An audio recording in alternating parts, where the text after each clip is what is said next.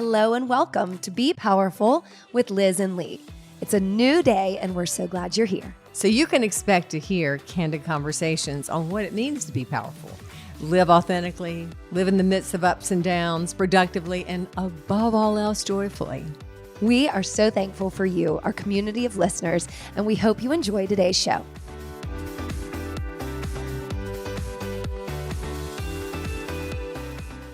Hello, Liz Hilliard. Hello, Lee Kennelly. My little Easter bunny. How you doing? I'm good. Hippity hop. Easter's over. Well, it's Easter Monday. Technically, it's still Easter. Yeah, but we're back. Last week, we did a little replay episode. And the time before that, we had a great nutrition discussion, I thought. And it seemed to get a lot of interest in people. There was a run on smoothie supplies. So I think people are talking about it. Coming up to us and going, tell me again, what's in the smoothie? Why are we doing this again? And I love that. You know, we love spreading the news about good health and helping everybody feel better. So we're going to continue that a little bit today. Yeah. I think we should. And I think that's important to note that, you know, I think we feel like we actually eat and drink the smoothie all the time, that you talk about it all the time, that we have the ingredients available and all blah, blah, blah, that it's always a surprise to me when clients and people say, oh, tell me about that. And I thought, good, we'll just keep talking about it. Well, but before you hang up on us, we're not talking about the smoothie today. Yeah, no, we're done. They're like, oh my God, they're doing a total infomercial again. No, it's not about that. But we're going to segue into the second biggest piece of the health and wellness puzzle, at least physically, that also always bleeds mentally, is the workout. Right, exactly. So how are you going to talk about that without being an infomercial? No, I'm not going to talk about the workout. I'm not going to talk about Hilliard Studio Method, even though I am, because this is what I do. Right. I'm going to talk about my personal workout, and you can talk about your personal workout. And the reason I'm going to talk about me is because people keep saying to me, well, what else are you doing? And they've asked me that since day one of Hilliard Studio Method. And the whole point of the reason I brought this thing to life was to only do one thing like that a day.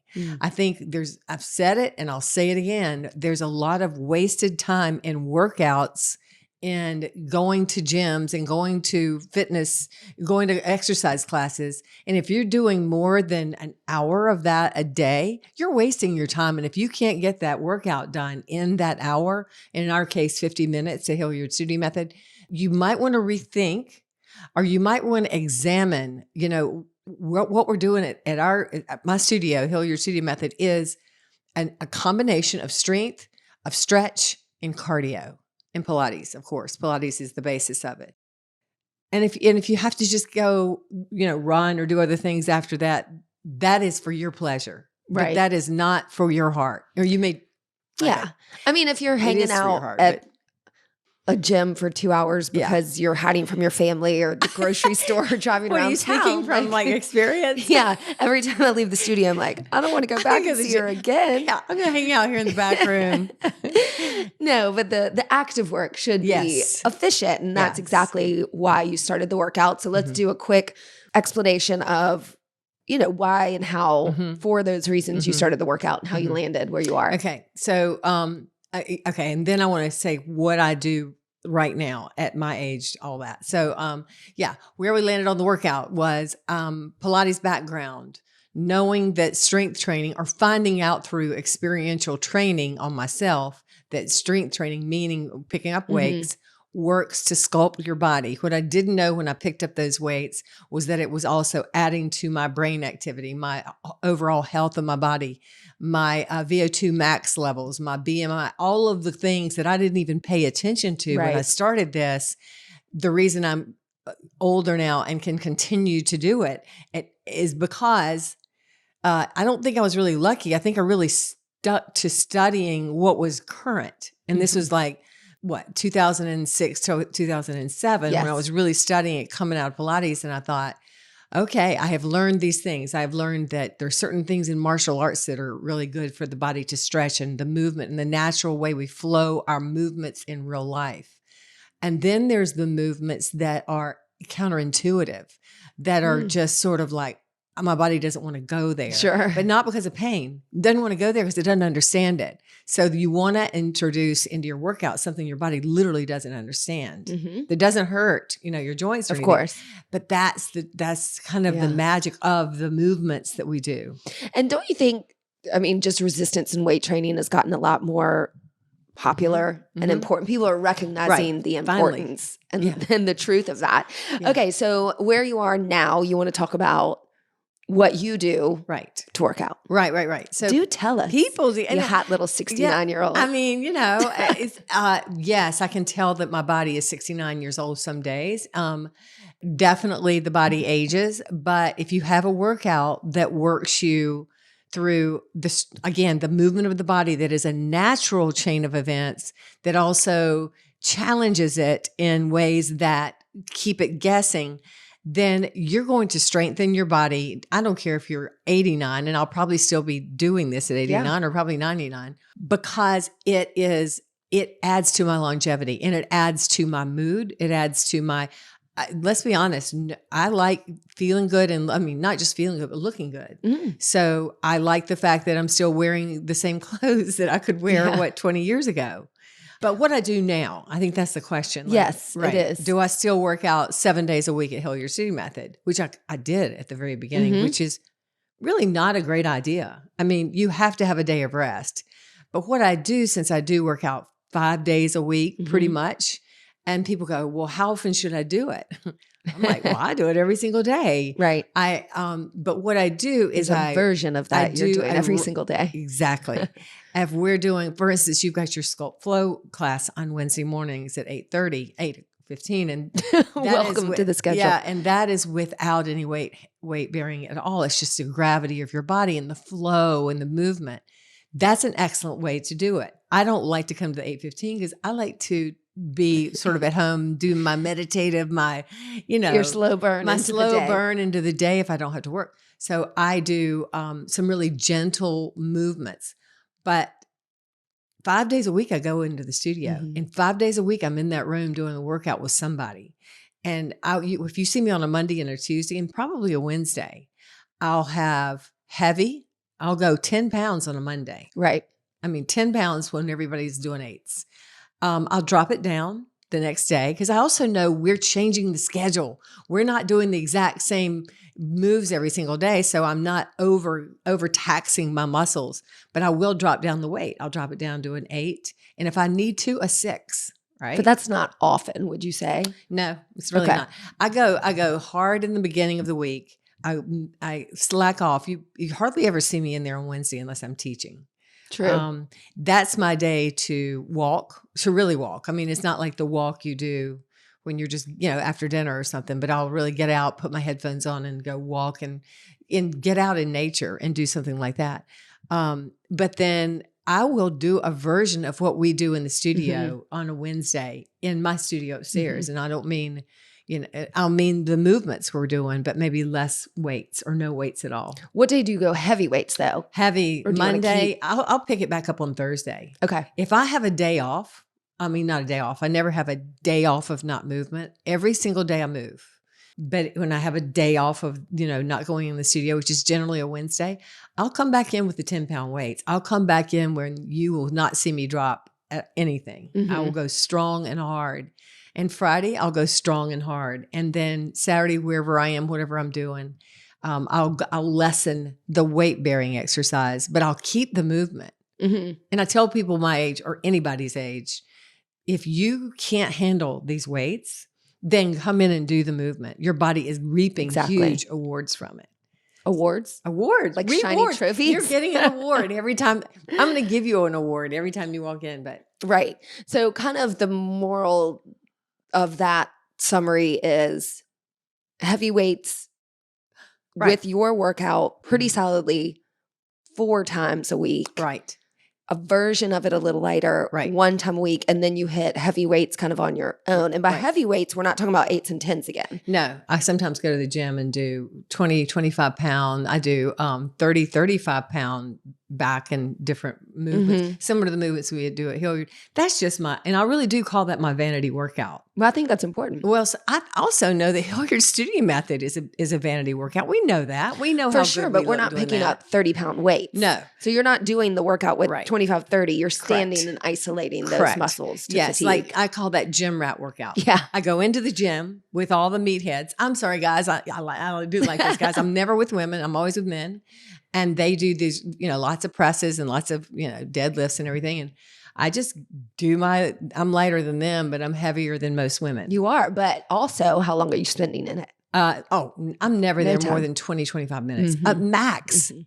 Max, because my warm up to go for instance, if I'm traveling and I really just want to go to a gym, kind of, get my muscles pumped a little bit, the walking part is my warm up. Right. I'm not, right. I don't need to go and do the treadmill or anything, which is great. It is a good warm up to get your heart moving. And the beauty, I want to say about walking, whether you're on a treadmill, but really I would just say outside, is the, because I have tight hips, is the hip opening aspects of just plain walking, being outside, having your body on different levels of ground. Yes. It really, gets your body sort of moving. And the closer you can get your feet to the ground, without shoes, if you could walk without shoes, that would be great. But we do work out barefoot. So you get that benefit. I mean, I know you're cool and everything, but you're elevating, walking on air. Meaning, your feet touch the ground when you walk, don't they?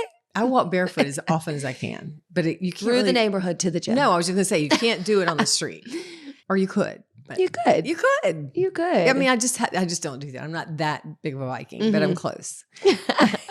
Well, and then also, if you don't get your push-ups in, that's the thing you do on your own every day. And I read different articles, and some people are like, oh, no, don't do that every day. Why?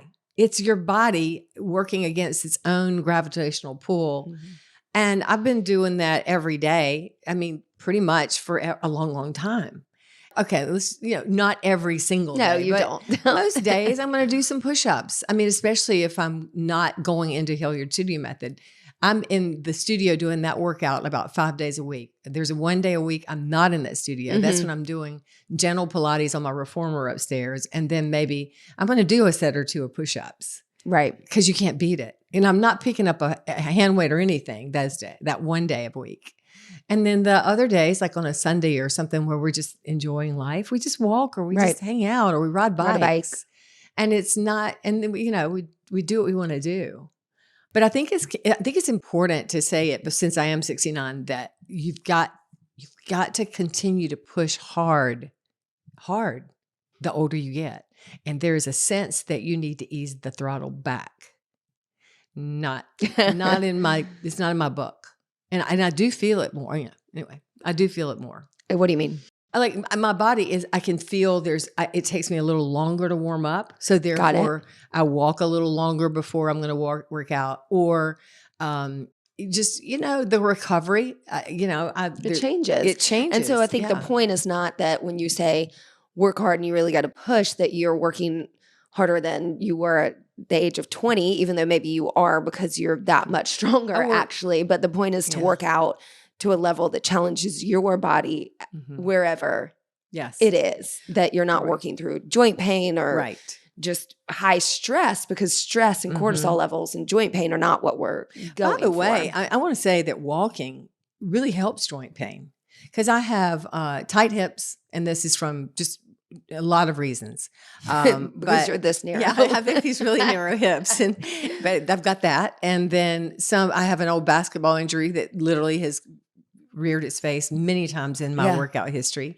And so I can walk it off. Now, I'm not going to push through excruciating, ouch, sharp pain, but I'm going to push through tightness and maybe just like, oh, that's a little sore. Let me see if I can walk it gently out, right? Your body is made to walk. We're made to be upright. Go ahead. I was going to say, and right after you work out at Hilliard Studio Method, you should go for a light walk. I do think that's a good idea. It'll really it'll loosen up any tightness you might have picked up, because we do all the stretches, we do all the movements through that length, but it gets your body on that natural rhythm walk. I think it's kind of that begets, the more movement. But instead of sitting, I mean, exactly. if That's you what I sit, mean. Like the way we're sitting right now in a 90 degrees, hip flexors tightened, Shortened, all yeah. this, everything shortened. This is not the best thing to do after you work out. Right. The best thing to do is a light walk, or if you're going to sit cross-legged on the floor, open your hips up. Mm-hmm. And even if you go to work, depends on who you work for. Yeah. And kind of that pacing back and forth when you talked about, Yeah. in the past, you've talked about if you're on the phone call or whatever, stand Keep at your moving. desk, keep moving. Talk about soreness. And I think the benefit there of keeping moving, like just keeping the body is designed, our bodies are designed to move. It's not designed to sit still.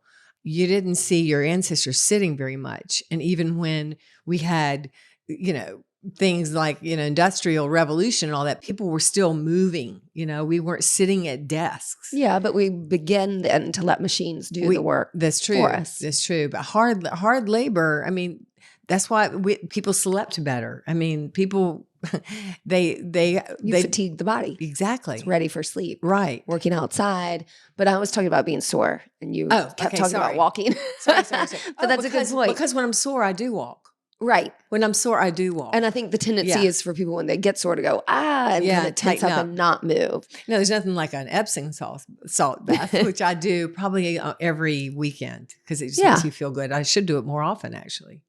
Do you know the science behind why that works or feels good? It just releases the, I really don't know the science behind it, but it just helps to release the inflammation and the natural good inflammation. We talked about inflammation in the nutritional thing, and I kind of want to go back and say, some inflammation is good. The body needs to be inflamed in order to change, and then you heal it, right? What kind of inflammation? They're like muscular? Not chronic that you have all the time, like stress that we were talking about. Right. And the inflammation that comes from eating a really kind of a bad poor diet, right? Mm-hmm. But the inflammation that your muscles you have to have an inflammation to grow muscle, right? Okay. To all that. So the Epsom salts relieve some of that inflammation. Just kind of, it really does work. I like it. It makes me feel happy. I do like an hour bath and I come out and I'm just like, it feels good. Our friend Holly at No Shade Spray Tan, who I know you know and love, has big news. And we're so excited for her and always celebrate women and people in our community being successful and doing well and starting new ventures. So she is keeping her mobile spray tan rolling. We are keeping our No Shade discount rolling on the website. She is also, though, next week opening up a new studio. So we are thrilled for her and the whole team at No Shade Spray Tan. What I want you to do is go to noshadespraytanning.com. That's where you can book, find the address, all the FAQs about your spray tan. She's going to be, if you're local, in South Park, and they're going to be located within Salons by JC. Okay, so you can go visit the new studio salon. You can also continue getting your amazing at-home mobile spray tans. You're going to keep getting that No Shade discount of $10 off, both mobile and at the South Park location salon. $10 off your spray tan. So that's kind of your daily, weekly routine on travel times. We're not big on we real workouts. It's working and movement. Because also it's something that we do all the time. Now, if I didn't work out all the time and at Hilliard Studio Method, which is the only workout I do, honestly, I think I've said that, but sometimes I know I go to the gym or whatever, but that's just for fun. But that's the workout I do.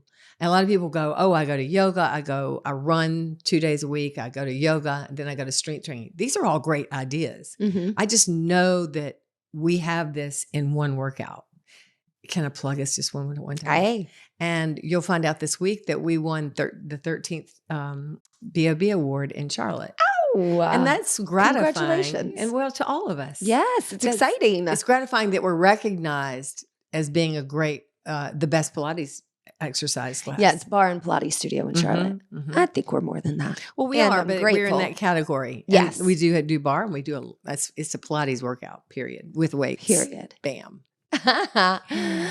Do you want to know about my routine? Yeah, no, I'm sorry. I know. I was just like, I'm just going. So okay, let's just compare this too, because I know it's interesting. You're going to be 44 in like a month or something because we're having a huge party. Did you know Abby Brugworth got my birthday wrong. She thought it was tomorrow. I know. So tomorrow in April, I'm turning 44. And then in May, I'm going to turn 45. And I like laughed that. and said, No, that's you're kind of gonna be how I 44. feel. I kind of feel So like tell me lately I'm how you skipped here. feel how do you feel? What is your workout? Yeah. So I'm hitting, some double teachings at the moment, like 2 classes Monday, 2 classes Tuesday. Yeah. And I'll do that again later in the week. So what I do, number one, the workout at Hilliard Studio Method is my primary workout. That's what I do. And like you, I walk. So what I do for those 2 workouts is definitely focus on kind of the endurance of that aspect of just teaching with that energy for that long. It's big endurance. I'm not doing the whole workout. I'm not holding the weights the whole time. I'm not doing everything. I'm showing and kind of being in it. So when I do that, I try to just balance out between classes, kind of the weight aspect of it. And if I don't feel like I get enough of something, I can do it on my own. Otherwise, I'll teach a class, take a class or take and teach. Then I just know how to gauge what I need to do. Like I'll be in the hall if I need to pull off more.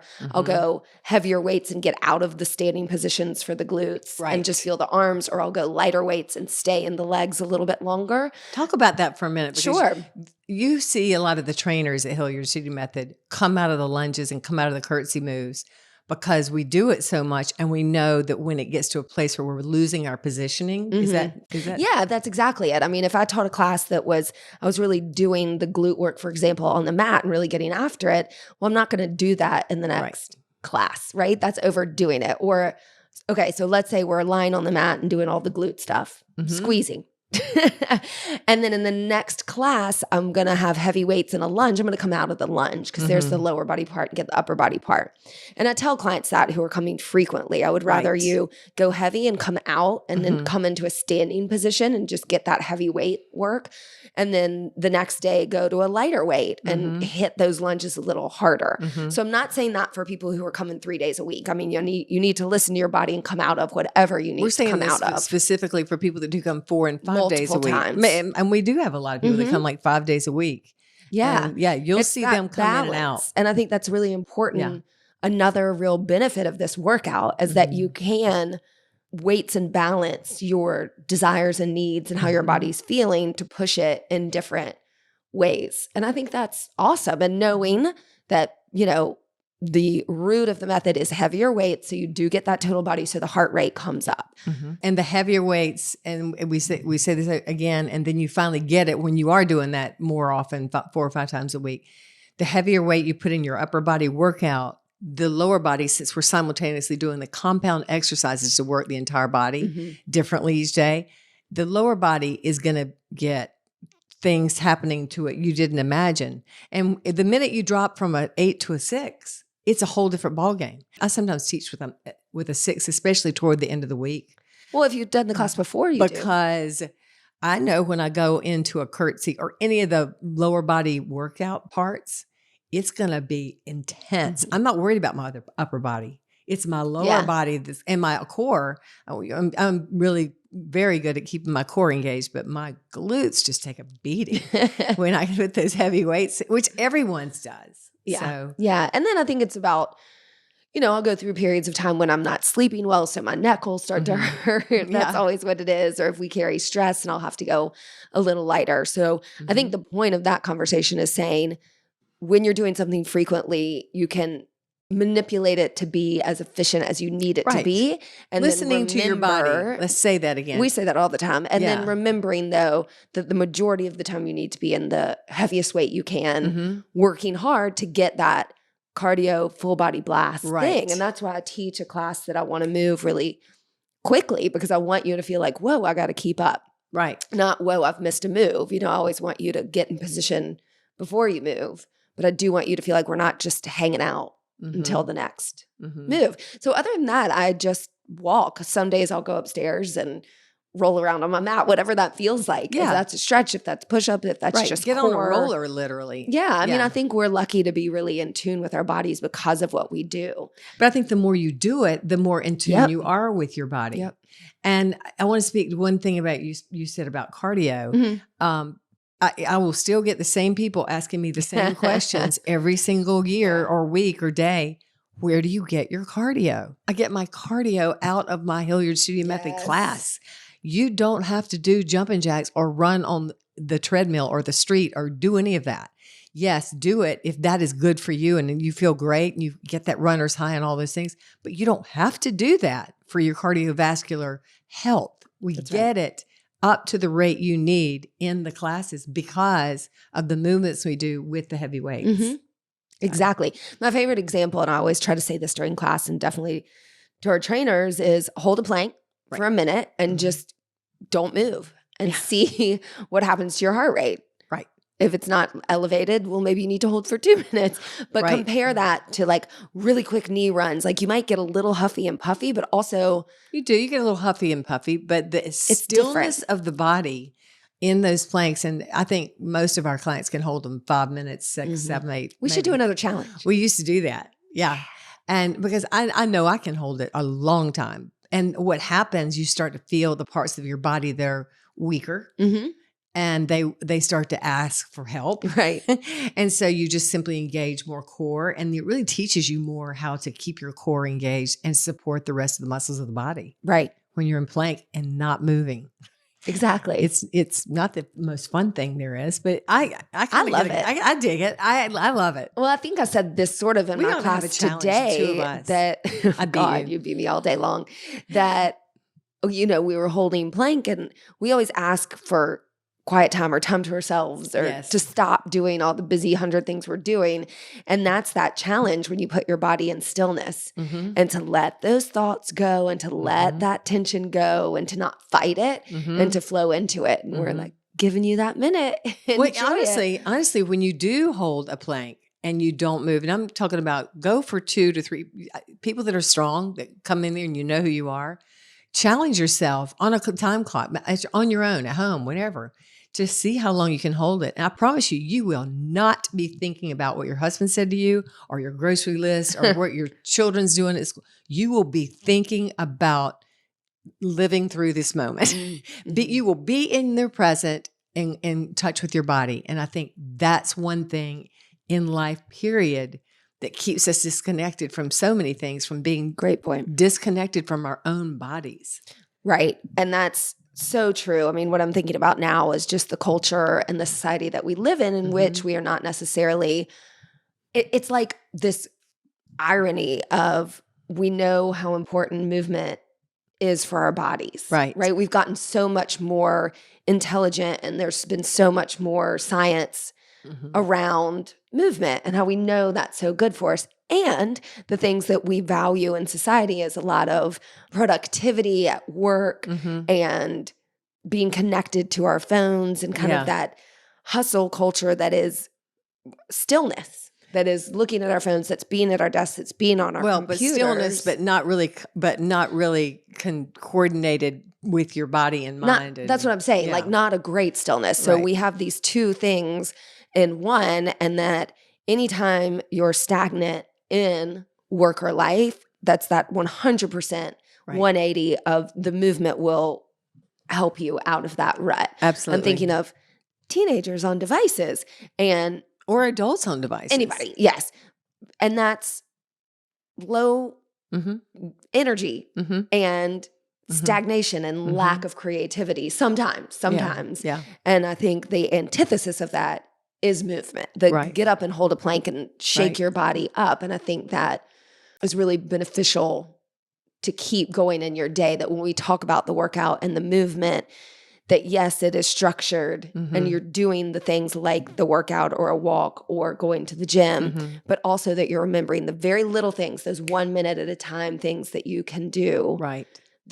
And the strength through stillness. Yep. And the power of that mind-body connection. You can't beat it. I mean, it's right there. It's right there at your fingertips. And I guess one more thing I wanted to say about connection was one of the beauties of our work, of the workout at Hilliard Studio Method, is the connection we have to the community people in the room. Absolutely. Or on that camera, or that are watching us. And if you are, we've said this one, or maybe I have before, is even if you go for a walk, like if you and I go for a walk together, yes, it feels more beneficial than if we go alone sometimes. Yes. It's meditative to go alone, yes, but it's also meditative and nutritional in such a mental way, just speaking with a friend or even an acquaintance, if it's not your best person, Yeah. to be able to, speak and walk at the same time. It's a lot easier to get feelings and thoughts out and even together if you're walking and you're moving a little bit. Absolutely. It can be meditate. I mean, I love the meditation aspect of it when I'm walking alone, but I really would love, we hash a lot of I things think that's out. meditative for me when we are together. I think meditation works in both of those ways. And I think that's a huge point. Yeah. And you mentioned two things I want to make sure we talk about. One, you said maybe ask for help. I don't remember what you said, but I do want to say that to all of our clients over and over again. Yeah. Ask for help. There's no time Help, I would like say what? What do you mean? after class, help me. I do okay. or don't feel I thought this. you meant like psychotherapy. Yeah, okay. no. Sorry. Ask for Let help me very on the much workout. Yes. Like, is this where I'm supposed to feel that? I'm not feeling it here.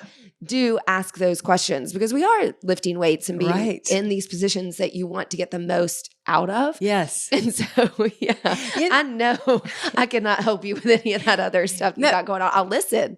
I can't help that. I want to make a point though. You just made a really good point because we have clients that come and I can think of their names and I'm not going to throw them out here right yet, but people that all of a sudden after a year or two go, wait a minute, why is this harder now than it was when I started? Because the more you learn to do the moves, even yes, your body is remembering how to do it too. Don't worry, we'll mess it up. I mean, we'll confuse it enough. But your body, when you finally go, I'm going to push you, you're talking to your body, into this position, and you can hold it, and you can do it, or you can do the movement. You go, wait a minute. That's the hardest thing I've ever done. I mean, am I saying that correctly? Yeah. The more you get it, the harder it is to do. Because the stronger you get, the more you can do. Right. And so there it is. I mean, you look around the room at clients who have taken 2,000 classes and been there forever, and they're shaking because they're working hard in good form. Exactly. And so I think that's another beauty of the workout. And one other thing that I'll tout, which we've kind of skated the surface of, but what you've done, and I try to continue on, is yes, that mind-body connection, like patting the head, rubbing the tummy at the same time, being on one leg, the balance. I think we can't just put the anti-aging resistance training in that one egg. I think there's so much. There's a lot to it. That you're holding heavy weights on one leg while you're kicking, that your right arm's going right, that your left arm's going left, that we really try to keep that going so that even though you might get used to the method and some of the moves, you're never like, I know what's coming next. Right. The hardest thing that Lee's actually created at the studio, I think, is when you do the light ball, like the blue ball, and you do a heavy weight in the other hand, and then we do this whole series of lunges and curtsies and things, and even push-ups and things with this light ball that's like air and a heavy weight in the other hand. And that is a huge muscle confusion, mind confusion, bang for your buck part of our workout.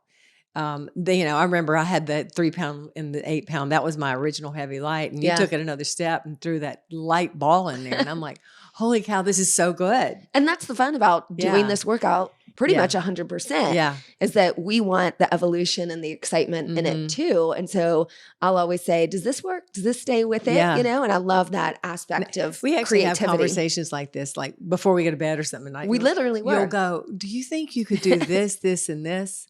And I'm about to go to sleep. And I'm like, probably.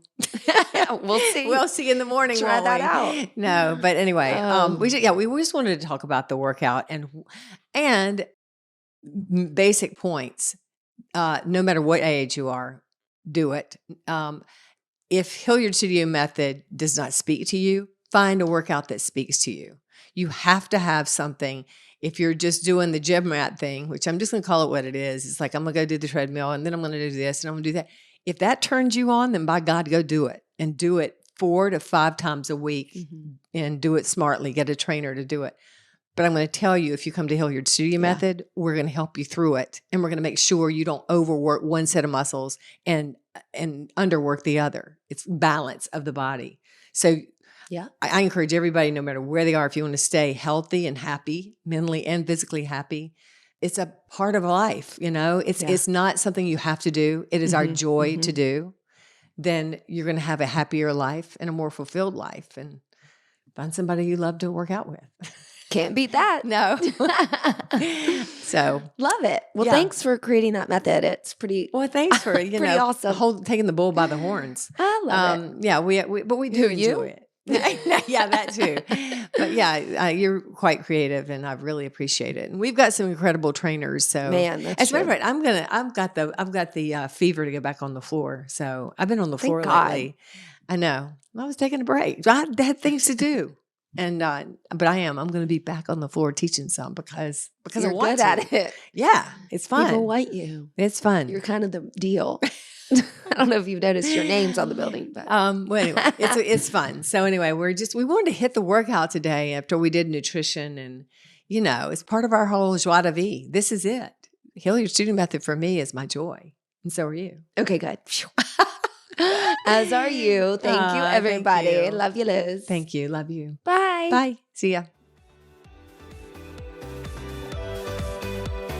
Thanks for listening to us today, wherever you get your podcasts. And remember, you can now find our podcast on YouTube. Yeah. If you liked it, please share, rate, and review. We love 5 stars. And we hope you'll work out with us online or in studio at HilliardStudioMethod.com.